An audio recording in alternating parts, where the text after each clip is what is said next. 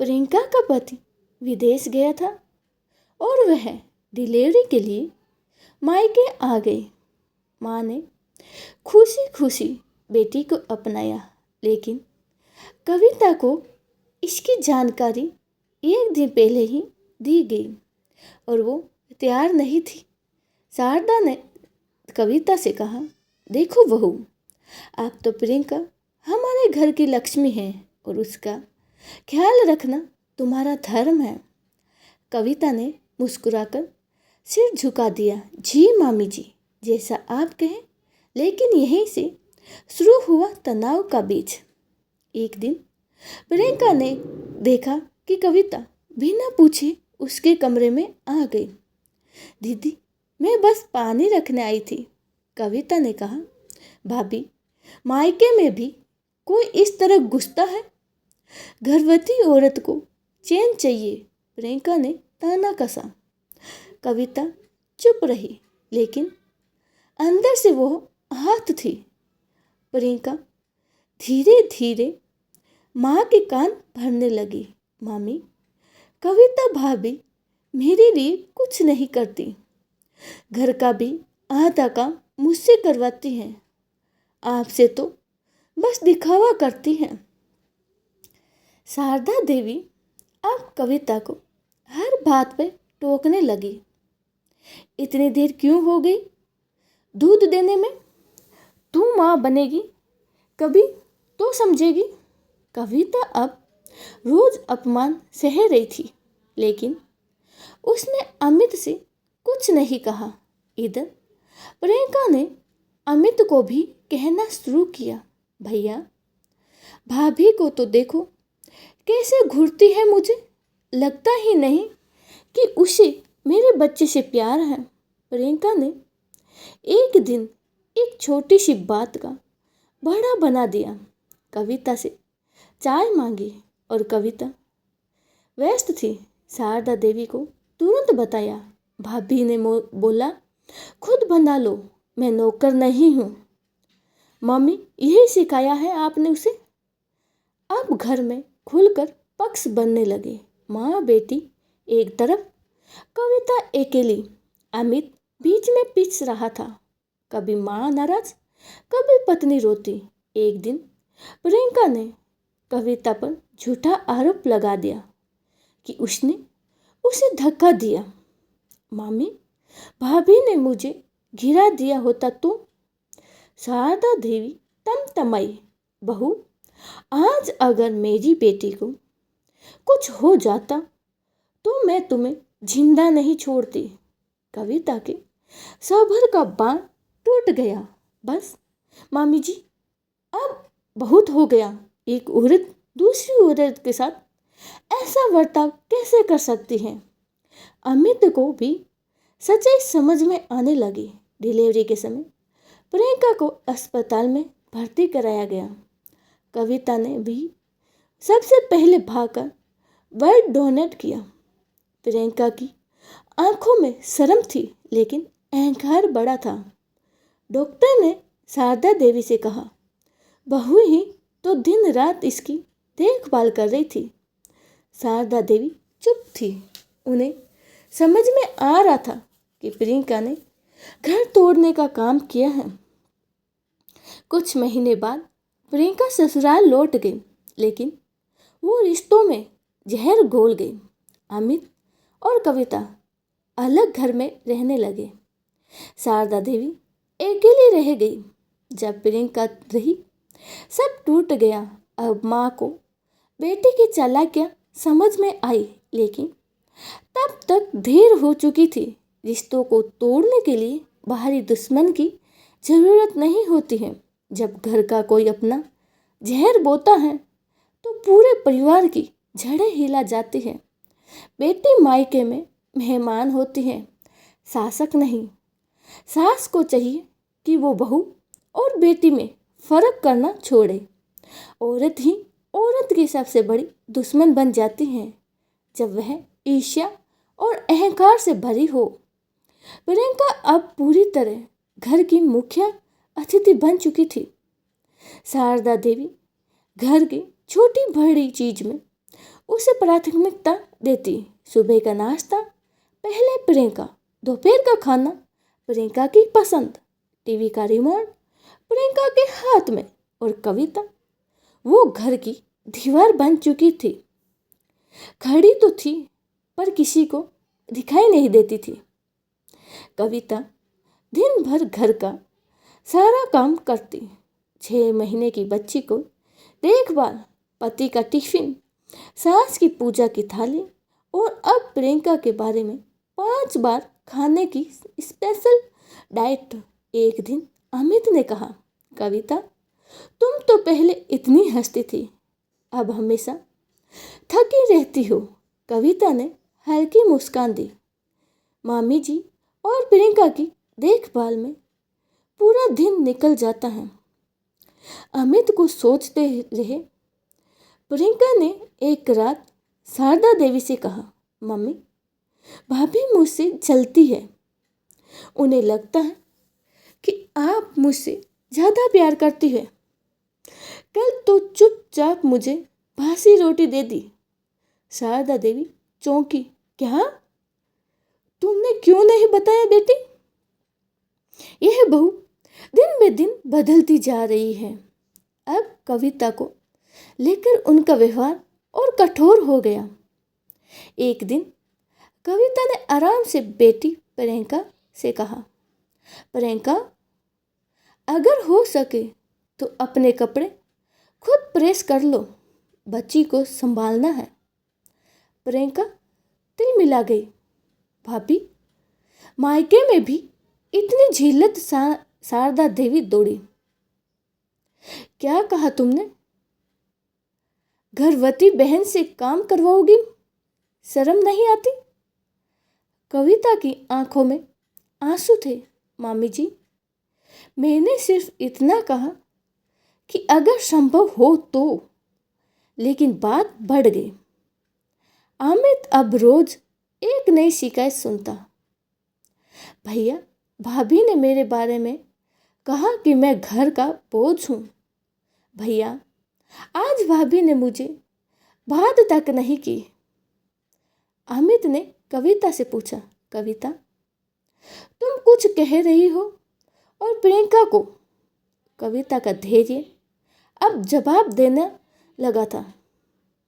तुम्हें लगता है मैं झूठ बोल रही हूँ? पूछ लो अपनी बहन से। पहली बार अमित चुप हो गया। अब घर में दीवारें थी अदृश्य लेकिन मजबूत। रसोई में 2 समय पर खाना बनता। ड्राइंग रूम में 2 अलग अलग बैठक। त्योहार पर 2 पूजा की थालियाँ और अमित दोनों तरफ बंटा हुआ। कविता की आंखें अक्सर रात में भीग जाती। बच्ची की परवरिश के साथ साथ अब उसे रिश्तों की राजनीति भी झेलनी थी। एक शाम प्रियंका ने जोर से चिल्लाया, मम्मी, भाभी ने मुझे धक्का दे दिया। शारदा देवी घबरा गई। क्या तू ठीक तो है? प्रियंका ने नाटक कर दिया और रोने लगी, पेट पकड़ने लगी। कविता अवाक थी। मैंने तो बस उनके पीछे से कपड़े उठाए थे। अमित दौड़ता आया। प्रियंका ने आंसू भरे आंखों से कहा, भैया, भाभी को मैं बोझ लगती हूँ। अमित ने अब कुछ नहीं कहा, लेकिन उस रात वो कविता से अलग सो गया। कविता की माँ को जब ये सब पता चला तो वो मिलने आई। बिटिया, तू चुप क्यों रहती है? जब कोई झूठ बोले तो आवाज़ उठानी चाहिए। कविता बोली, माँ, ये मेरा घर है। मैं आवाज़ नहीं, सच्चाई से लड़ना चाहती हूँ। प्रियंका की तबीयत एक दिन अचानक बिगड़ी। उसे रात में अस्पताल ले जाना पड़ा। सब घबराए। सबसे पहले दौड़कर कविता नहीं, ब्लड डोनेट करने गई। डॉक्टर ने कहा, अगर आपकी बहू नहीं होती तो बच्चा नहीं बचता। शारदा देवी स्तब्ध थी। प्रियंका ने मुंह फेर लिया। अमित ने अस्पताल में कविता को बच्चे के लिए रोते देखा। मैं क्या करता अगर तुम्हें कुछ हो जाता? अमित की आंखें नम थी। कविता ने पहली बार कुछ नहीं कहा। वो बस चुपचाप सोती रही। प्रियंका ने सब कुछ सुना। पहली बार उसे शर्म आई, पर अहंकार अब भी बाकी था। प्रियंका और उसका नवजात बेटा अब घर आ गए थे, लेकिन इस बार चीजें बदल चुकी थी। अमित और कविता से ज्यादा बात करता था। शारदा देवी का व्यवहार भी कुछ नरम था, लेकिन प्रियंका वो अब और भी कड़वी हो चुकी थी। मम्मी, भाभी तो अब हीरोइन बन गई है ना? वर्ड क्या दे दिया? अब सब उन्हीं ही की पूजा कर रहे हैं। शारदा देवी ने कोई जवाब नहीं दिया, लेकिन उसकी आंखें कहती थी। उन्हें अब सच्चाई समझ में आने लगी थी। कविता अब कम बोलती थी, पर उसकी आंखों में गहराई थी। वो दिन भर घर का काम करती, बच्ची की देखभाल करती और साथ ही प्रियंका के बेटे की भी मदद करती। एक शाम प्रियंका अपने कमरे में जोर से चिल्लाई, मम्मी, भाभी ने मेरे बेटे को गलत दूध पिला दिया। शारदा देवी दौड़ी, देखा तो बच्चा ठीक था, सिर्फ उल्टी हुई थी। कविता बोली, मैंने वही दिया जो डॉक्टर ने लिखा था। अगर आपको लगता है मैंने जानबूझकर किया है तो माफ़ी मांग लेती हूँ।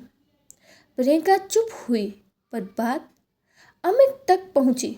इस बार अमित ने प्रियंका से कहा, प्रियंका प्लीज़ अब झूठ मत बोलो, मैं सब समझ चुका हूँ।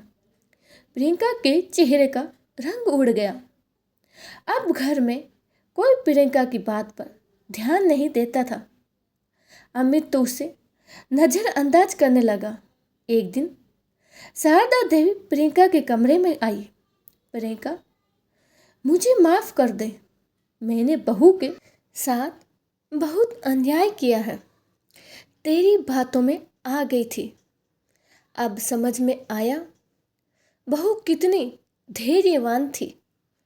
प्रियंका ने कुछ नहीं कहा। उसका चेहरा निर्विकार हो था।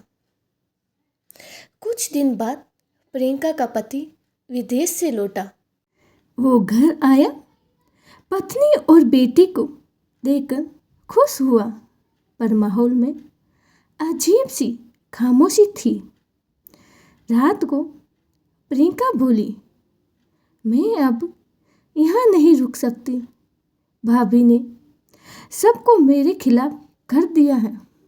मैं अपने ससुराल जा रही हूँ। पति ने पूछा, लेकिन तुम गलत थी प्रियंका। मुझे मामी से सब पता चला। प्रियंका पहली बार रोई। सब मेरी ही गलती है ना? मैं क्या मायके में प्यार मांगने आई थी या सजा देने? शारदा देवी ने विदाई में बेटी के माथे पर हाथ रखा। बेटी, घर कोई युद्ध का मैदान नहीं होता।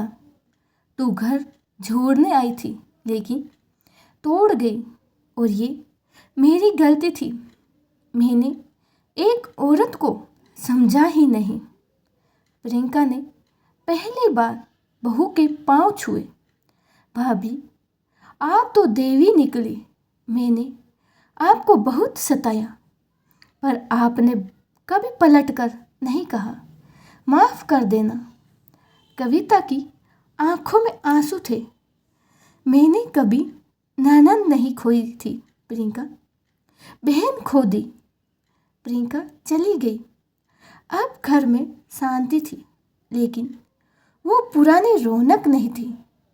शारदा देवी अक्सर पूजा करते समय कविता को देखती और मन ही मन प्रार्थना करती, हे भगवान, मुझे मेरी बहू की सेवा करने का मौका दे, क्योंकि मैं अब जान गई हूँ असली बेटी वही है जो बिना शोर के सब सहती है।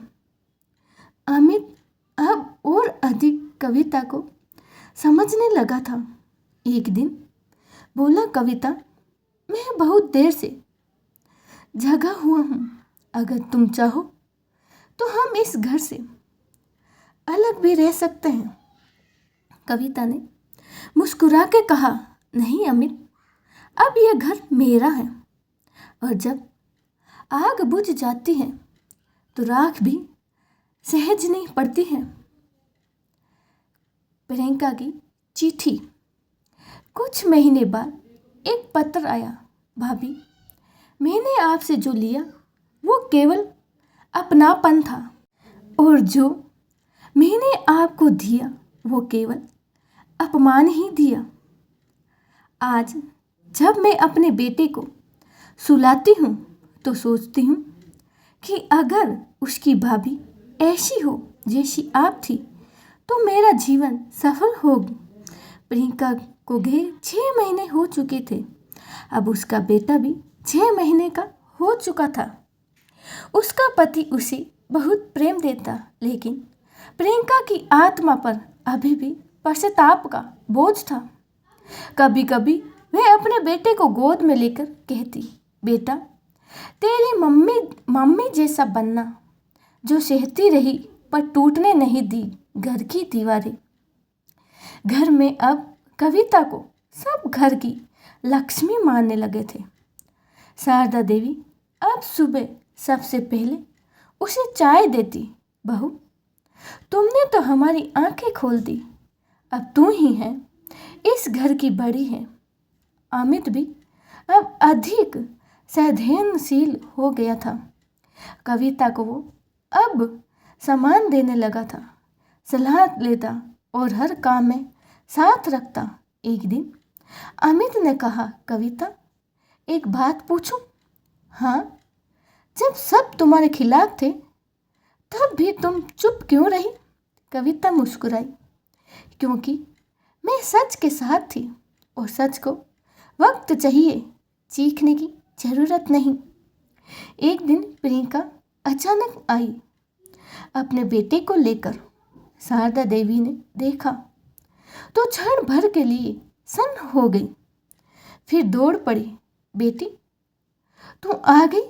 प्रियंका ने कहा, मम्मी, मैं सिर्फ 2 दिन के लिए आई हूँ, बस आपका आशीर्वाद लेने। वो सीधे कविता के पास गई।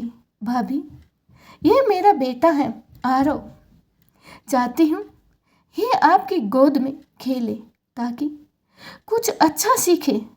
कविता ने उसे चुपचाप गोद में लिया।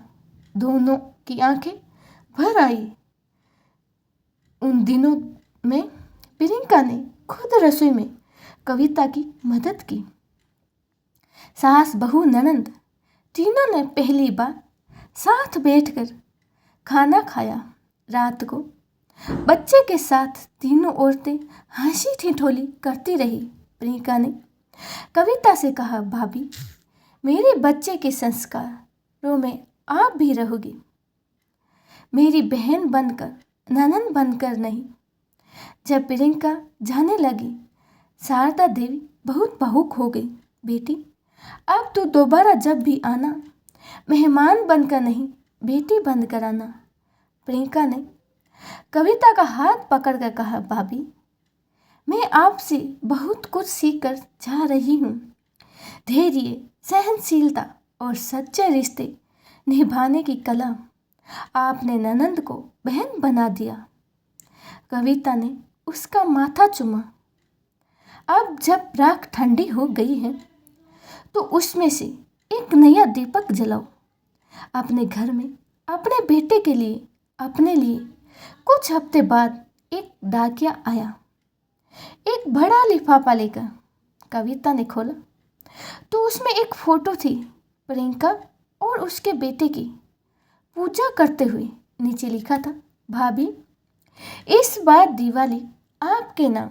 आपने जो बुझते रिश्ते में फिर से दीप जलाया है, वही इस घर का असली उजाला है। आपका सच्चा प्यार मेरी जिंदगी की सबसे बड़ी सीख है। आंगन में कविता की बेटी और प्रियंका का बेटा अब साथ खेलते थे। शारदा देवी तुलसी को जल देते हुए बोलती हैं, देख बहू, पुराने घरों की दीवारें जितनी पुरानी हो उतनी मजबूत होती हैं। बस उन्हें गिरने नहीं देना चाहिए, सहारा देना चाहिए। कविता मुस्कुराई, और अगर गिर भी जाए तो राख से ही फिर नया घर बनाया जा सकता है। रिश्ते अगर टूटे तो शोर मत करो, कभी कभी मौन से भी तूफान शांत हो जाते हैं। क्योंकि जो सच्चा होता है वो वक्त के साथ चमकता है, जैसे राख से उठी हुई चिंगारी।